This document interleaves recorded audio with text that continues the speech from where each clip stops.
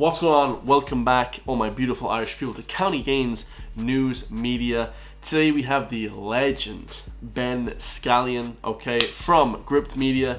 This one is going to be incredible, guys, okay? We have the Three Stooges up here. Right off the bat, we have the Three Stooges up here, about to give us a little bit of a runaround, okay? Not giving us any clear answers yet about what's going to be happening with the censorship laws. So the name of this one is Simon Harris challenged on government's non-stop misinformation, okay, which is basically all the RT and the government put out to us and the people is non-stop misinformation. Okay, so he basically asked them about the run-up in the family and care referendums. Okay, so yeah, it's basically in reference to that, the family and care referendums, which I posted a video about that one, guys. Go and check it out. It's got 40,000 views, my biggest political video ever on YouTube. I know you all enjoyed that one, so let's get into this one. Let's go. Oh, smash that subscribe button, all my beautiful. If you're a County Gains Media gang, smash that subscribe button. Loads of more political videos coming every single day. I'll put out a political video, and let's go, guys. Misinformation, disinformation. This is something that I know across government we take extraordinarily seriously. Ishak, you've spoken at length about the dangers of misinformation for democracy, but do you not think that that's a bit rich given that this government spread non-stop misinformation during the recent family and care referendums? And specifically, to give one example, I'm referring to what Leo Varadkar said, that raising immigration concerns about the referendum was a red herring. The immigration question is very much a red herring. But now, thanks to FOIs by both Gripped and in the Irish Times, we now know that senior Department of Justice officials were deeply concerned that a yes vote would have a profound impact on Ireland's immigration system. So, well, I saw a News Talk put out an article. I'm not talking about anything about that, guys.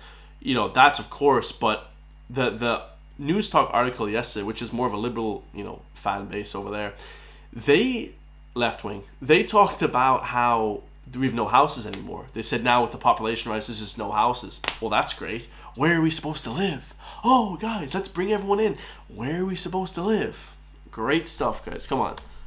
How was that not misinformation? And is the government not on thin ice by accusing others of misinformation and harming democracy through that, when we just had a referendum where there were many instances such as the one I just outlined? The government had a referendum. The government comprehensively lost the referendum. The people of Ireland gave us their verdict and they didn't vote in favour of the two propositions. I don't like what he said there, guys. He said the government lost the referendum. Okay, so it's basically he's pitting himself versus the people, the government versus the people. When is it ever that, guys? When is it ever the government versus the people? I don't like the way that was phrased. Obviously, Roger O'Gorman and Simon Harris looking really pissed off there, guys, when he was asking that question. Look at those faces. Lord, man, they look pissed off. I just don't like the way he answered that question, guys. It seemed like very putting the government via the people. That's not how it should be. It should be like the government works for the people, okay? Because the government works for the people, guys. If they don't work for the people, who do they work for? Why is it versus the people? What sense does that make? Which is the one I just outlined. The government had a referendum. The government comprehensively lost the referendum. The people of Ireland gave us their verdict and they didn't vote in favour of the two propositions. Different arguments were put forward, Ben, by yes and no advocates. And yes, people can give advice to government on various proposals and various drafts, but ultimately then the final decisions on government and wording and the likes is a matter for government. I do think, and I say it respectfully, as I always try to engage with you respectfully, I do think there is a vast difference between political debate and arguing the points in relation to your view on policy in a referendum campaign or an election campaign, and misinformation, disinformation and hatred that has led to, as you know, very serious scenes. Well, this is a red herring, what he's going to talk about now in the next couple of minutes, but to me, guys, misinformation, I mean, it's just, people just say that now as like a slander. If you try and challenge somebody's point, they say, oh, you're a conspiracy theorist, you're misinformation. Well, that's ridiculous, guys. That's just challenging your point of view. So, can't call it misinformation if it's just challenging someone's point of view, guys, if it's factually correct, right? Very serious scenes of disorder, unrest, attacks on Gardaí, attacks on police forces and others. I do think there's a very... I also think, guys, if you take information from the internet and then you go out and hurt somebody, you're feigning responsibility by blaming it on somebody on the internet. I watched this recent article by the BBC, of course. The BBC, they harbor all these people. You can just Google Hugh Edwards. They harbor all these people on the BBC. They basically gave out about how, they basically talked about how, get this one, guys, how that Andrew Tate was causing men to be misogynistic. Like, that's completely feigning responsibility, guys. If you're a young man, that's up to you whether or not you make decisions to be aggressive and violent towards people. Don't be blaming someone that you saw on the internet, guys. That's like a cop-out. That's a major cop-out.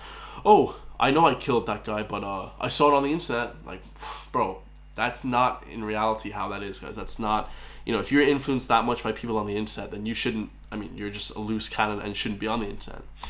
A big difference, and I think we all know what we're talking about when we talk about what we're trying to tackle. Not freedom of speech or freedom of expression, but where people are actually using platforms, by the way, that I use and enjoy using, but that they are using those and get ratioed on quite heavily, I might add.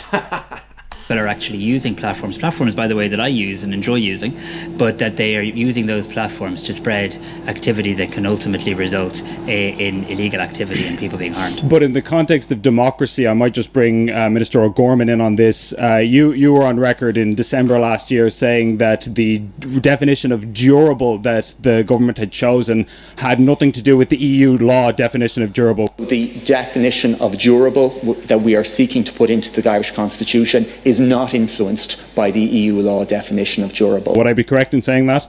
Yes. Yeah, so I remember just before the referendum, a couple of days beforehand, Taoiseach at the time, Leo Varadkar, said... Okay, what is a durable relationship? It's a word that already exists in legal jurisprudence, there in European law. That's the reason why we chose it. While durable relationship might... They're all just conflicting each other.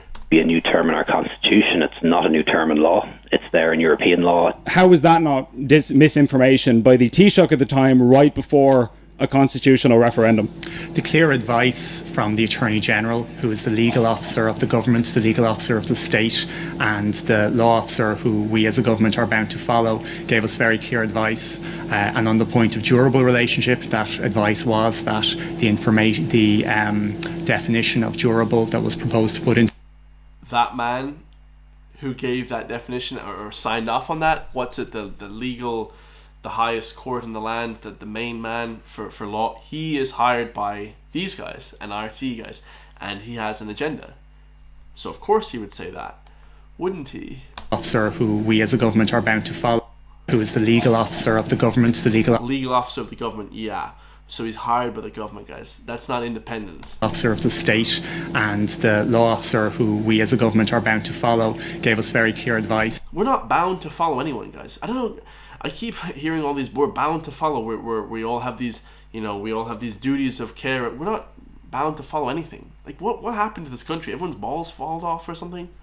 Like, guys, we're not flipping liable to any other country. We're Ireland. We're our own sovereign country. We're not run by anybody else, okay? And on the point of durable relationship, that advice was that the definition of durable that was proposed to put into the Constitution was not linked to the use of the term durable. So was Leo Varadkar wrong to say that? Of EU information, EU legislation. Similarly, the earlier point you make, likewise, an official in the Department of Justice had a view. But ultimately, we follow the legal advice of the Office of the Attorney General. So when the Attorney General, like I said already, guys, is a propaganda machine. He's hired by these people. Okay, so you can't trust the Attorney General, guys. That's not. Come on, dudes. Piece of policy is being discussed within government.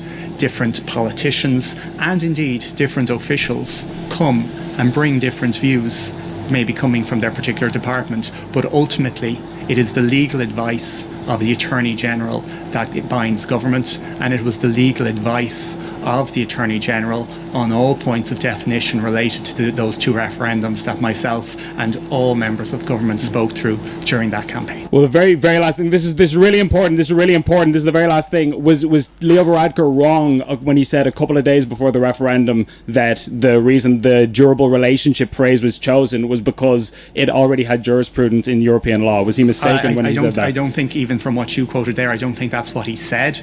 It's a word that already exists in legal jurisprudence, there in European law. That's the reason why we chose it. That's legendary. Bro, Gript Media is the only media that's actually like putting the fire to the government, guys. Like no other platform. You can say what you want about Gript, guys, but they're the only people that are actually contesting what the government is saying. Everyone else is just kiss asses.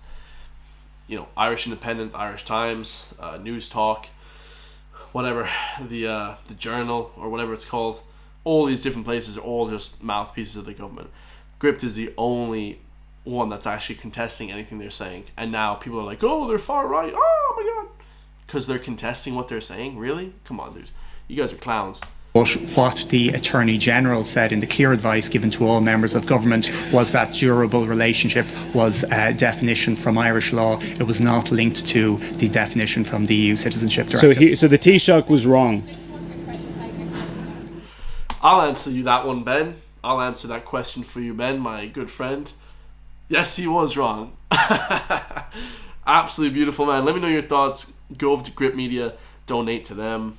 Of course, go subscribe to their YouTube channel, the biggest platform on YouTube in Ireland. Of course, the biggest actual news platform in the country. Okay, for those who don't know, Gript Media is the biggest news platform in the country. Let me know your thoughts. Of course, the only government, like I said, the only platform that's actually holding the government, you know, accountable for anything, guys. I love you all. Smash that subscribe button.